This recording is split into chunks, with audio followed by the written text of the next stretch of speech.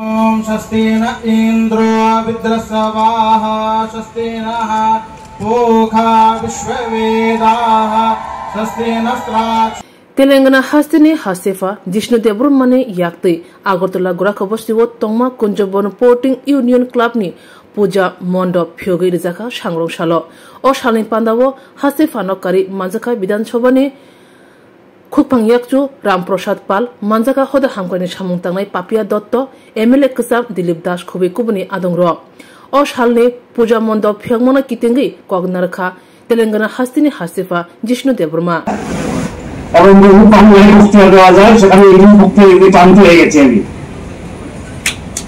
আর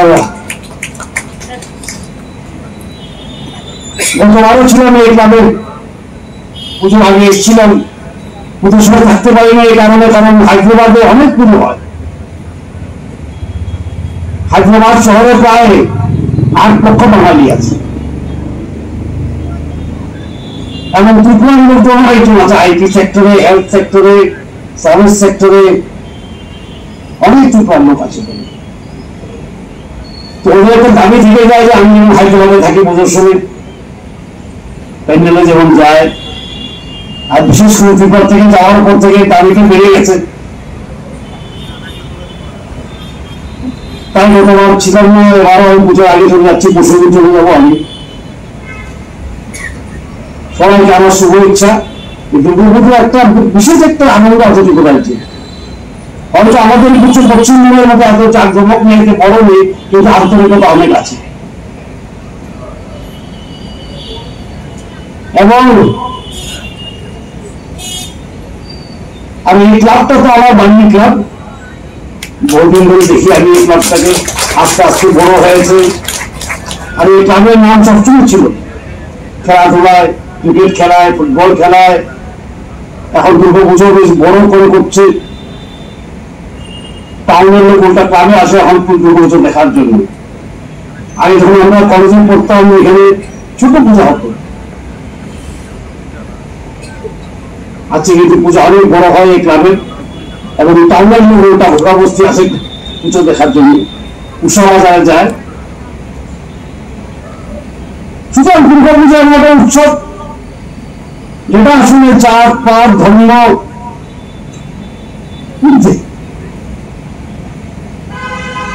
ত্রিপুরাতে কিন্তু আমরা জাত পাত ধর্ম টর্ম কিছু মানিয়ে দুর্গাপুজো সবার জন্য দুর্গাপুজো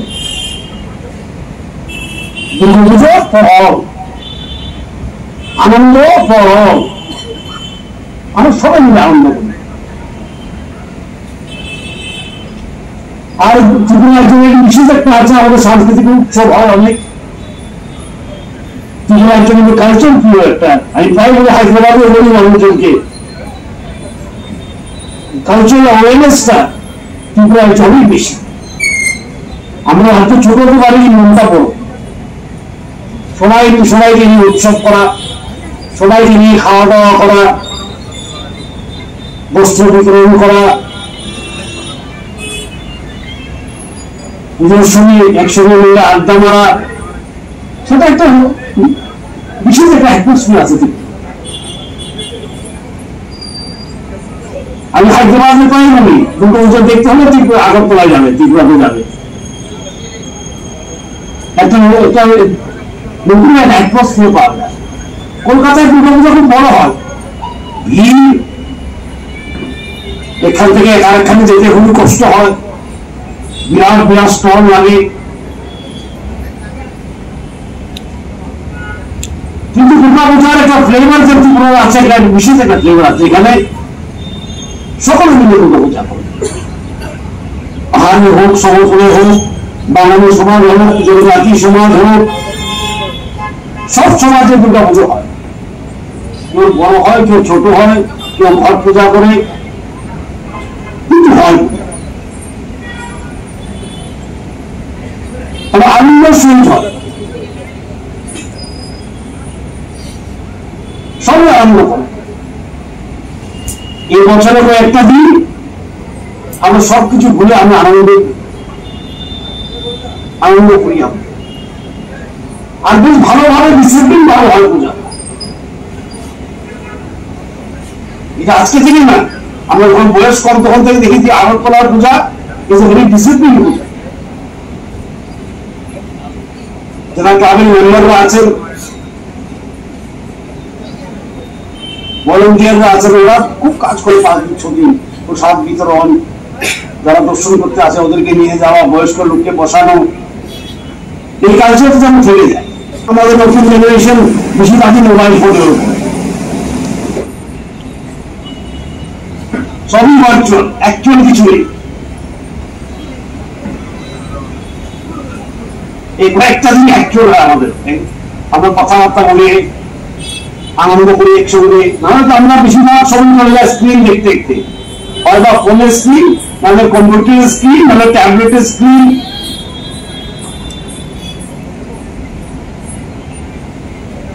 ভার্চুয়াল ওয়ার্ল্ডে থাকা সেটা অন্যরকম ব্যাপার, প্রযুক্তির ব্যাপার। কিন্তু এই যে বন্ধুত্ব, মানুষের সঙ্গে ভালোবাসা, সেটা স্ক্রিন দিয়ে হয় না, সেটা হোয়াটসঅ্যাপ করলে হয় না। সেটার জন্য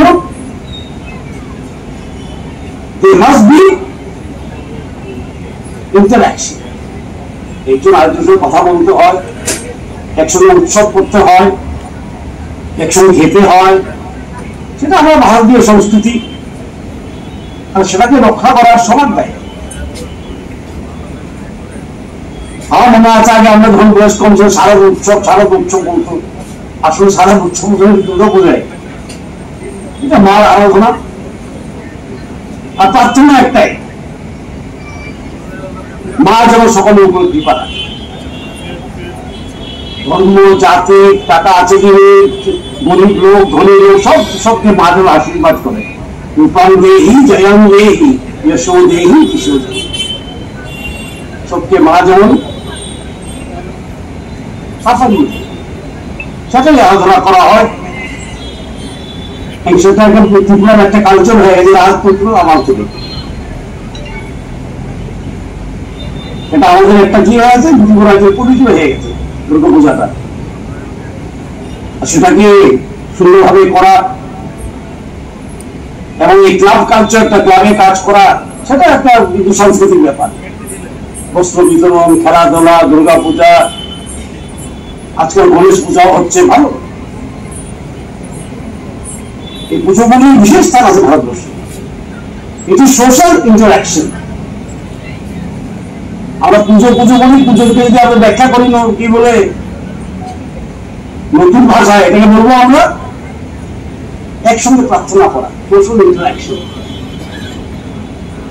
আর এর চেয়ে ভালো জিনিস কোনো হতে পারে না। একসঙ্গে পুজো করা মানে একসঙ্গে প্রার্থনা করা। সমাজ যেমন ভালো থাকে, সমাজ যেমন সুস্থ থাকে, সমাজ যেমন সুন্দর থাকে, সমাজের সকলে নিয়ে প্রার্থনা করা, সেটা খুবই একটা বিশেষ গুরুত্ব আছে আমাদের সমাজে। তাই প্রত্যেকবার যখন আসি এই ক্লাবে আমার মনে হয় এই ট্রেডিশন চলছে আর চলবে।